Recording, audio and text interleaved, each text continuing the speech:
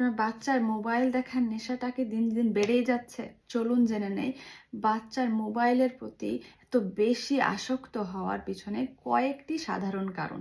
Number 1, বাচ্চার সময় এবং পুরো সিচুয়েশনটা ও নিজের কন্ট্রোলে রাখতে চায়, যেখানে ওকে কেউ কোনোভাবে কোনো নিয়ম বলে দিবে না, যেখানে ও ওর মতো করে সব কিছু হ্যান্ডেল করবে, সব কিছু কন্ট্রোল করবে, যেটা হয়তো সে নর্মালি অন্যান্য কাজের ক্ষেত্রে করতে পারে না। সে ফ্রিডমটা বা সে অপশনটা সে পায় না।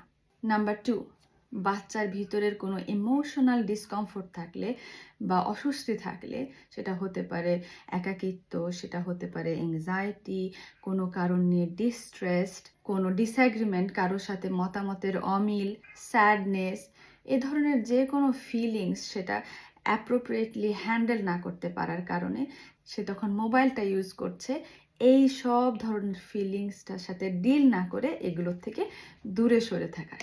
সো এরকম সিচুয়েশনে আসলে বাচ্চাদেরকে শেখানো উচিত ও কোন ধরনের ফিলিংস ফিল করছে এবং সেটা কিভাবে ম্যানেজ করতে হবে, হ্যান্ডেল করতে হবে, রাদার দেন নিজের মোবাইলের সাথে বসে গিয়ে বা যে কোনো মোবাইল ডিভাইসের সাথে বসে দিয়ে ওই ফিলিংসটাকেই একপাশে করে দেওয়া।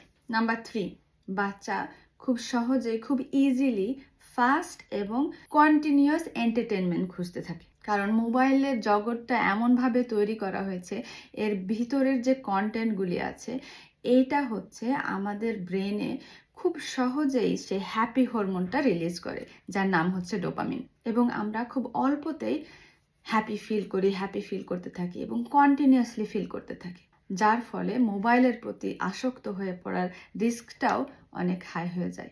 বড়রাই অনেক সময় কন্ট্রোল করতে পারে না, তাহলে চিন্তা করেন বাচ্চাদের ব্রেনের মধ্যে কি হচ্ছে। ওদের ব্রেনটা তখন পপকর্ন ব্রেনের মতো হয়ে যাচ্ছে, সারাক্ষণ কন্টিনিউয়াস এন্টারটেইনমেন্ট, অন্য কোনো ফিলিংস আর ফিল করছে না।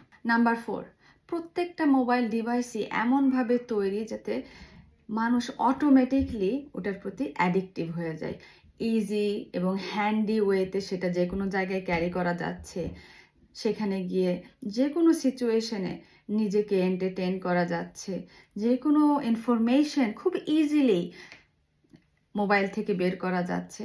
বাচ্চাও এটাতে এখন বেশি বেশি করে ইউজড টু হয়ে যাচ্ছে, যার কারণে বাচ্চারা মোবাইল থেকে বের হতে অনেক স্ট্রাগল করছে।